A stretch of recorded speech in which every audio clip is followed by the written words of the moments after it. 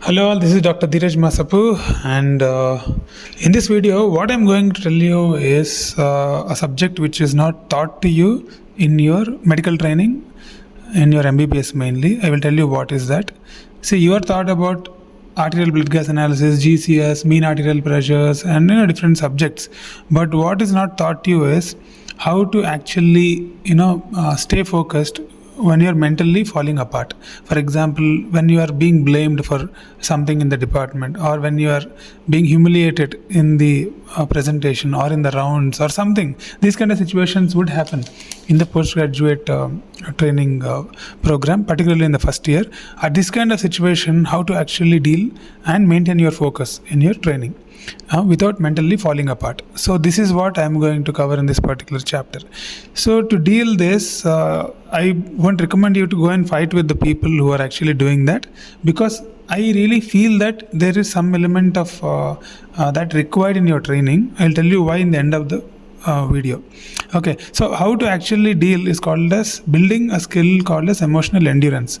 So it's not a skill, basically it's a mindset shift that should happen. So what should happen is, you should, even if something is going grossly wrong, okay, and even at that point of time you have to build some endurance, and that will usually happen when you repeatedly get exposed to such kind of situations. So I'll tell you how to do that. So there is one, I did a similar video recently, how to escape from narcissistic seniors. You can watch that video before watching this video. And the comments in that video are very amazing actually. One person told that no degree is greater than suffering and bowing down, live and let live, if not fight. So this, the fighting approach wouldn't work out in postgraduate training, because you need to take a certificate from there, right? So this fighting approach wouldn't work. If you leave the seat, which you got after great difficulty, it doesn't make sense to you and your family and for your future. So somehow you have to survive there for 3 years. Okay, so what you can do, what strategy you should follow is what I'm going to tell you. So number one thing I would tell is, maintain some distance with the people and maintain some dignity, and keep all the interactions professional, okay, and document all the interactions, okay. And by doing this, you don't become close to anyone. At the same time, you maintain the distance, and then you be professional and talk to the point. That is the best way, I think so. Even if somebody is insulting you or telling something, you just be like a rock, don't respond, and then after that you tell what you have done. If you have done a mistake, you accept. If you have done it right according to you, and then you show them what you have done. Okay, so that is the strategy that you need to follow. That is called Grey Rock strategy, which I explained in my previous video. Okay, always have some mentors outside your department or outside your hospital if you really feel you're not able to deal the situation, so that they will tell you with their experience. If they're like 5 years, 6 years experience than you, they would tell you how they would deal that kind of situation, or if they have faced such kind of situations, they would actually help you, because people who insult you are there everywhere, and then they will try to do that, because the whole world is designed like that. Nowhere you would find a place where people are actually good and everyone is good in the department. Like 60% will be good, 40% would always irritate you. In whichever hospital you go, not only in post-graduation, even after that, the situation would be same. And another comment which has come is, what about, there are lazy SRs, there are some batchmates also irritating us, and some places they have non-bounded senior residents with revenge attitude and all that. See, in this kind of situation, how to deal is what people are asking. So what I would recommend is, see, basically the strategy should be simple. Don't confront and don't compete with them. Okay, if they have that pattern of, destroying others, they will destroy themselves. And then you stay professional, you stay clean, and then you stay quiet. Okay, and then you mind your business. So when the whole batch of such kind of people are gossiping about you, you just publish. You just do productive things. You prepare for your exams. You work on good articles. You build your CV. You focus on those things. See, when your dreams are bigger, when you have bigger goals in life, what happens is, rest of the smaller things would look very, very minute for you. Okay, nothing is going to touch your soul. But if you don't have bigger dreams and aspirations, but when you don't have bigger goals, then all the small things would irritate you. Okay, this is how you have to deal such kind of situations. Okay, and then one person commented in my previous video saying we are suffering from our own unit members. They will become the next toxic seniors. We feel helpless, unheard, and all that. So again, my recommendation is that you focus on building your personality. Even if somebody tells something, you just have to be like a rock. Don't react, don't smile also, don't react, and then be silent, and then mind your business.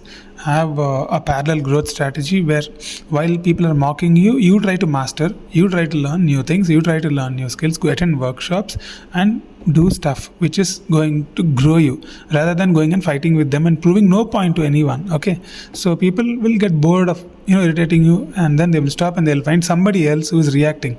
See, basically people who irritate people, either they want to show some dominance on you or they would enjoy irritating you, either. So both the situations, if they're not fulfilled, they'll find another person. So that is how it is. Okay, and then so that is how I would deal. And another subscriber called me personally, and what she told is her confidence is misunderstood as arrogance. Okay, so then I felt really sad after listening to the story. So because we want confident people to lead Indian organizations, when you destroy the confidence of these kind of people thinking that it is arrogance, it is not going to build India. So anyway, that is a different discussion. As a person facing the situation, how you should deal. Okay, there is no point again. If the others are insecure, they would usually irritate confident people.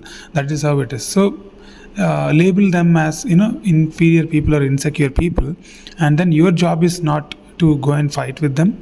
Your job is just to focus on your own growth. You keep working, you keep showing up, you keep pushing yourself, and as I told before, while they gossip and do all those things, you publish, you actually grow in your careers. That's it. So the final message is, I told in the beginning of the video, some element of pain is always required in post-graduation, because in reality, the situation would be very, very painful. Okay, you have to go against so many situations. So you need that endurance in your body. So pain should be there. Okay. At the same time, you should not take it to heart. So you have to develop emotional endurance. So the mindset that I recommend you to develop is, whenever there is a painful situation, you don't fall for that. You actually raise to that with some strategies that you will build based on your own personality. I can't generalize and tell these personalities, but overall I can tell, just be quiet and then do your work. So that is what you need to do.